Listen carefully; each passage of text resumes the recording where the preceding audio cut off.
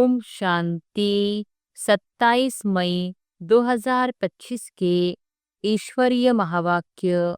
पहले एक नजर मुरली के मुख्य पॉइंट पर। बाबा ने कहा, सबसे ऊंची मंजिल माया के तूफानों को पार करना ही सबसे ऊंची और सूक्ष्म मंजिल है, जिसे पार करने के लिए नष्टोमोह बनना पड़ता है। बुद्धि योग की दिशा। तुम्हारा मुख अब स्वर्ग की ओर होना चाहिए, इसलिए बुद्धि योग नरक से हटाकर स्वर्ग की ओर लगाना है। विकारों के बीच निर्विकारी बनना। गृहस्थ व्यवहार में रहते हुए निर्विकारी हंस बनना सबसे बड़ी मेहनत है। नरक से किनारा, स्वर्ग की ओर यात्रा। तुम बच्चे नरक से किनारा कर स्वर्ग की ओर जा रहे हो, इसलिए माया के तूफानों से सावधान रहो। और फिर बाबा ने कहा, माया की परीक्षा। माया एक ही थप्पड़ में गिरा देती है, इसलिए पूरा निश्चय बुद्धि और हिम्मत चाहिए। स्वर्ग का द्वार खुल रहा है, यह समय स्वर्ग का गेट खुलने का है। स्वर्ग में जाने वाले पवित्र होते हैं, इसलिए पवित्रता मुख्य है। स्व परिवर्तन का बल। जो स्वयं को हर परिस्थिति में मोल्ड करता है, वही रियल गोल्ड बनता है और हर कार्य में सफल होता है। मुरली नियमित पढ़ना जरूरी। मुरली मिस करना या लापरवाही करना भारी नुकसान है। इससे देह अभिमान बढ़ता है और पद घटता है। और फिर लास्ट में बाबा ने कहा, पुण्यात्मा बनने की युक्ति। डायरेक्ट बाप आया है, सरेंडर होकर बाबा यह सब आपका है कहना ही सच्चा पुण्य है। सर्विस और परिवर्तन का जोश। खासकर कुमारियों को भारत को स्वर्ग बनाने का जोश और सेवा का उत्साह रखना चाहिए। स्मृति में रहना। सदा भाई भाई की स्मृति और आत्मा की शक्ति स्वरूप स्थिति में रहना है। यही बाप समान बनने की निशानी है। और अब सुनते हैं महावाक्यों को विस्तार से। मुरली का सार। मीठे बच्चे, तुम्हारा मुख अभी स्वर्ग की तरफ है। तुम नरक से किनारा कर स्वर्ग की तरफ जा रहे हो, इसलिए बुद्धि का योग नरक से निकाल दो। प्रश्न है, सबसे ऊंची और सूक्ष्म मंजिल कौन सी है? उसे पार कौन कर सकते हैं? उत्तर है, तुम बच्चे स्वर्ग की तरफ मुंह करते, माया तुम्हारा मुंह नरक की तरफ फेर देती है। अनेक तूफान लाती, उन्हीं तूफानों को पार करना, यही है सूक्ष्म मंजिल। इस मंजिल को पार करने के लिए नष्टोमोह बनना पड़े। निश्चय और हिम्मत के आधार पर इसे पार कर सकते हो। विकारियों के बीच में रहते निर्विकारी हंस बनना, यही है मेहनत। गीत है, निर्बल से लड़ाई बलवान की, ये कहानी है दिए और तूफान की। ओम शांति। बच्चे जो सेंसिबल है, वह अर्थ तो अच्छी रीति समझते हैं। जिनका बुद्धि योग शांति धाम और स्वर्ग तरफ है, उन्हों को ही तूफान लगते हैं। बाप तो अभी तुम्हारा मोह फेरता है। अज्ञान काल में भी पुराने घर से मोह फिर जाता है, फिर नए घर को याद करते रहते हैं। कब तैयार हो? अभी तुम बच्चों को भी ध्यान में है, कब हमारे स्वर्ग की स्थापना हो, फिर सुखधाम में आएंगे। इस दुखधाम से तो सबको जाना है। सारी सृष्टि के मनुष्य मात्र को बाप समझाते रहते हैं, बच्चे अभी स्वर्ग के द्वार खुल रहे हैं। अब तुम्हारा बुद्धि योग स्वर्ग तरफ जाना चाहिए। हेवन में जाने वाले को कहा जाता है पवित्र, हेल में जाने वाले को अपवित्र कहा जाता है। गृहस्थ व्यवहार में रहते भी बुद्धि योग हेविन तरफ लगाना है। समझो, बाप का बुद्धि योग हेविन तरफ और बच्चे का हेल तरफ है, तो दोनों एक घर में रह कैसे सकते? हंस और बगुले इकट्ठे रह न सके, बहुत मुश्किल है। उनका बुद्धि योग है ही 5 विकारों तरफ, वह हेल तरफ जाने वाला, वह हेविन तरफ जाने वाला, दोनों इकट्ठे रह न सके, बड़ी मंजिल है। बाप देखते हैं हमारे बच्चे का मोह हेल तरफ है, हेल तरफ जाने बिगर रह नहीं सकता। फिर क्या करना चाहिए? जरूर घर में झगड़ा चलेगा, कहेंगे यह भी कोई ज्ञान है, बच्चा शादी न करे। गृहस्थ व्यवहार में रहते तो बहुत है ना। बच्ची का मुख हेल तरफ है, वह चाहते हैं नरक में जाए। बाप कहते नरक तरफ बुद्धियोग न रखो, परंतु बाप का भी कहना मानते नहीं। फिर क्या करना पड़े? इसमें बड़ी नष्टोमोह स्थिति चाहिए। यह सारा ज्ञान आत्मा में है। बाप की आत्मा कहती है इनको हमने क्रिएट किया है, मेरा कहना नहीं मानते हैं। कोई तो ब्राह्मण भी बने हैं, फिर बुद्धि चली जाती है हेल तरफ, तो वह जैसे एकदम रसातल में चले जाएंगे। बच्चों को समझाया गया है यह है ज्ञान सागर की दरबार। भक्ति मार्ग में इंद्र की दरबार भी गाई जाती है। पुखराज परी, नीलम परी, मानिक परी, बहुत ही नाम रखे हुए हैं, क्योंकि ज्ञान डांस करती है ना। किस्म किस्म की परियां हैं, वह भी पवित्र चाहिए। अगर कोई अपवित्र को ले आए तो दंड पड़ जाएगा। इसमें बहुत ही पावन चाहिए। यह मंजिल बहुत ऊंची है, इसलिए झाड़ जल्दी जल्दी वृद्धि को नहीं पाता है। बाप जो ज्ञान देते हैं उसे कोई जानते नहीं। शास्त्र में भी यह ज्ञान नहीं है, इसलिए थोड़ा निश्चय हुआ, फिर माया एक ही थप्पड़ से गिरा देती है। तूफान है ना, छोटा सा दीवा, उनको तो तूफान एक ही थपेड़ से गिरा देता है। दूसरों को विकार में गिरते देख खुद भी गिर पड़ते हैं। इसमें तो बड़ी बुद्धि चाहिए समझने की। गाया भी हुआ है, अबलाओं पर अत्याचार हुए। बाप समझाते हैं बच्चे, काम महाशत्रु है, इससे तो तुम्हें बहुत नफरत आनी चाहिए। बाबा बहुत नफरत दिलाते हैं। अभी आगे यह बात नहीं थी, हेल तो अभी है ना। द्रौपदी ने पुकारा है, यह अभी की ही बात है। कितना अच्छी रीति समझाया जाता है, फिर भी बुद्धि में बैठता नहीं। यह गोले का चित्र बहुत अच्छा है, गेटवे टू हेवन। इस गोले के चित्र से बहुत अच्छी रीति समझ सकेंगे। सीढ़ी से भी इतना नहीं जितना इनसे समझेंगे। दिन प्रतिदिन करेक्शन भी होती जाती है। बाप कहते हैं आज तुमको बिल्कुल ही नया डायरेक्शन देता हूँ। पहले से थोड़ी ही सब डायरेक्शन मिलते हैं। यह कैसी दुनिया है, इसमें कितना दुख है, कितना बच्चों में मोह रहता है। बच्चा मर जाता है तो एकदम दीवाने हो जाते, अथाह दुख है। ऐसे नहीं कि साहूकार है तो सुखी है। अनेक प्रकार की बीमारियां लगी रहती है, फिर हॉस्पिटल्स में पड़े रहते हैं। गरीब जनरल वार्ड में पड़े रहते हैं।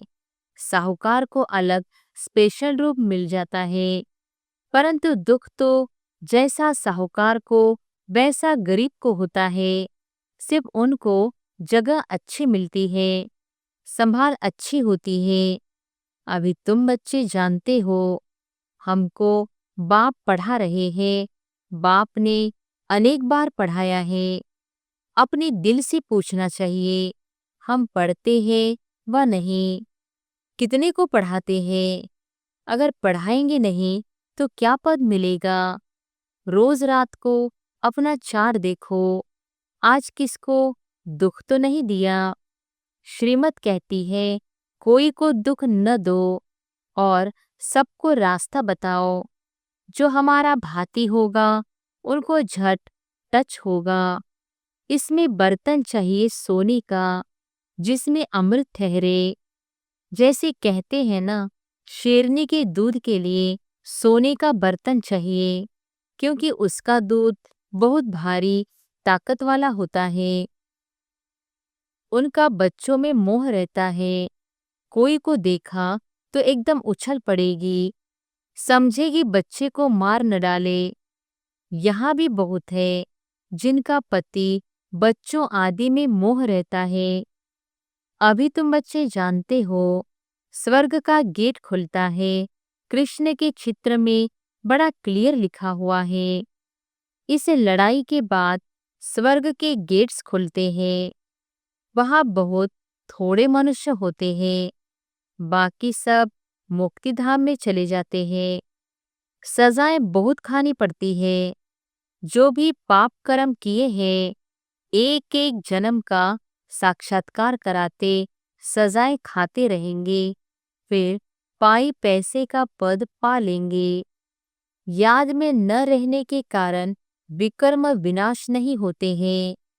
कई बच्चे हैं जो मुरली भी मिस कर लेते हैं। बहुत बच्चे इसमें लापरवाह रहते हैं।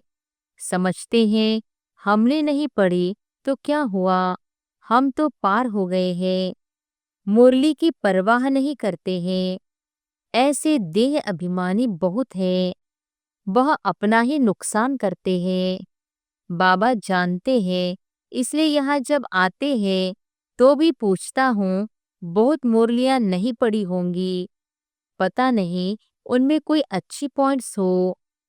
पॉइंट्स तो रोज निकलती है ना। ऐसे भी बहुत सेंटर पर आते हैं, परंतु धारणा कुछ नहीं, ज्ञान नहीं। श्रीमत पर नहीं चलेंगे तो पद थोड़ी ही मिलेगा। सतबाप सत टीचर की गिलानी कराने से कभी ठौर पा न सके। परंतु सब तो राजाएं नहीं बनेंगे, प्रजा भी बनती है। नंबरवार मर्तबे होते हैं ना। सारा मदार याद पर है।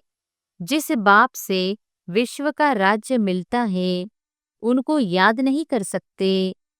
तकदीर में ही नहीं है तो फिर तदबीर भी क्या करेंगे।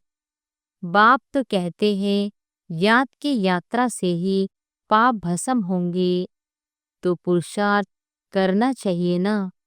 बाबा कोई ऐसे भी नहीं कहते कि खाना पीना नहीं खाओ। यह कोई हठयोग नहीं है। चलते फिरते सब काम करते जैसे आशिक माशूक को याद करते हैं, ऐसी याद में रहो। उन्हों का नाम रूप का प्यार होता है।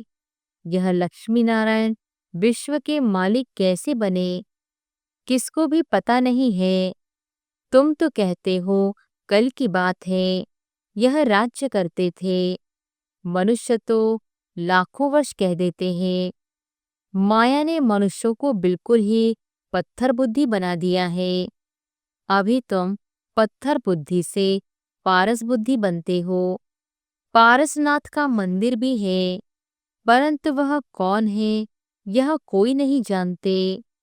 मनुष्य बिल्कुल ही घोर अंधियारे में है।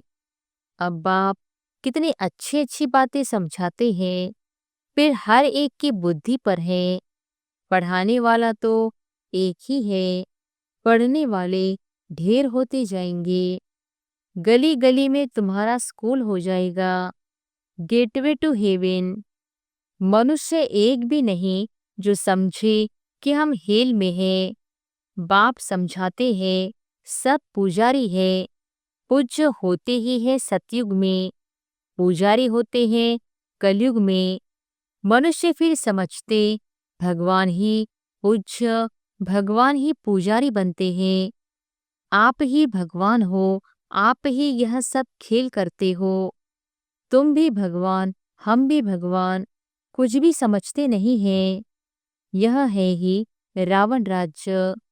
तुम क्या थे, अब क्या बनते हो।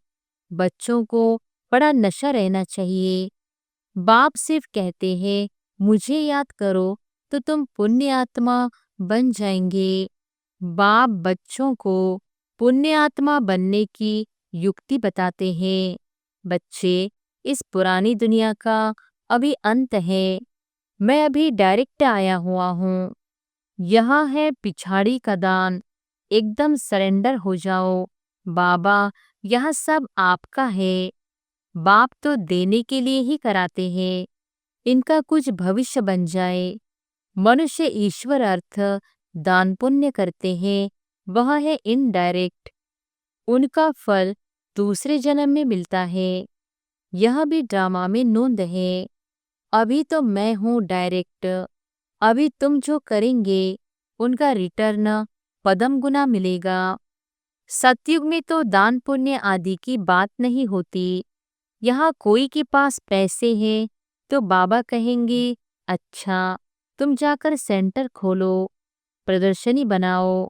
गरीब है तो कहेंगे अच्छा, अपने घर में ही सिर्फ बोर्ड लगा दो, गेटवे टू हेवन। स्वर्ग और नरक है ना। अभी हम नरकवासी हैं, यह भी कोई समझते नहीं है। अगर स्वर्ग पधारा तो फिर उनको नरक में क्यों बुलाते हो? स्वर्ग में थोड़ी ही कोई कहेगा स्वर्ग पधारा। वह तो है ही स्वर्ग में। पुनर्जन्म स्वर्ग में ही मिलता है। यहाँ पुनर्जन्म नरक में ही मिलता है। यह बातें भी तुम समझा सकते हो। भगवान वॉच, मामेकम याद करो, क्योंकि वही पतित पावन है। मुझे याद करो तो तुम पुजारी से पूज्य बन जाएंगे। भला स्वर्ग में सुखी तो सभी होंगे, परंतु नंबरवार मर्तबे होते हैं। बहुत बड़ी मंजिल है। कुमारियों को तो बहुत सर्विस का जोश आना चाहिए। हम भारत को स्वर्ग बनाकर दिखाएंगे। कुमारी वह जो 21 कुल का उद्धार करे, अर्थात 21 जन्म लिए उद्धार कर सकती है। अच्छा, मीठे मीठे सिकिलधे बच्चों प्रति माता पिता बाप दादा का याद प्यार और गुड मॉर्निंग। रूहानी बाप की रूहानी बच्चों को नमस्ते। धारणा के लिए मुख्य सार। पहली पॉइंट, इस पुरानी दुनिया का अंत है। बाप डायरेक्ट आया है तो एकदम सरेंडर हो जाना है। बाबा, यह सब आपका है। इस युक्ति से पुण्यात्मा बन जाएंगे। दूसरे पॉइंट, मुरली कभी भी मिस नहीं करना है। मुरली में लापरवाह नहीं रहना है। ऐसे नहीं, हमने नहीं पढ़ी तो क्या हुआ, हम तो पार हो गए हैं। नहीं, यह देह अभिमान है। मुरली जरूर पढ़नी है। वरदान है, स्वयं को मोल्ड कर रियल गोल्ड बन, हर कार्य में सफल होने वाले स्व परिवर्तक भव। स्वयं को मोल्ड कर रियल गोल्ड बन, हर कार्य में सफल होने वाले स्व परिवर्तक भव। जो हर परिस्थिति में स्वयं को परिवर्तन कर स्व परिवर्तक बनते हैं, वह सदा सफल होते हैं। इसलिए स्वयं को बदलने का लक्ष्य रखो। दूसरा बदले तो मैं बदलूं नहीं, दूसरा बदले या न बदले, मुझे बदलना है। हे अर्जुन, मुझे बनना है। सदा परिवर्तन करने में पहले मैं, जो इसमें पहले मैं करता वही पहला नंबर हो जाता, क्योंकि स्वयं को मोल्ड करने वाला ही रियल गोल्ड है। रियल गोल्ड की ही वैल्यू है। स्लोगन है, अपने श्रेष्ठ जीवन के प्रत्यक्ष प्रमाण द्वारा बाप को प्रत्यक्ष करो। अव्यक्त इशारे, रूहानी रॉयल्टी और प्यूरिटी की पर्सनैलिटी धारण करो। बाप समान बनना है व बाप के समीप जाना है तो अपवित्रता अर्थात काम महाशत्रु स्वप्न में भी वार न करे। सदा भाई भाई की स्मृति सहज और स्वतः स्वरूप में हो। आत्मा के असली गुण स्वरूप और शक्ति स्वरूप स्थिति से नीचे नहीं आओ। अच्छा, ओम शांति।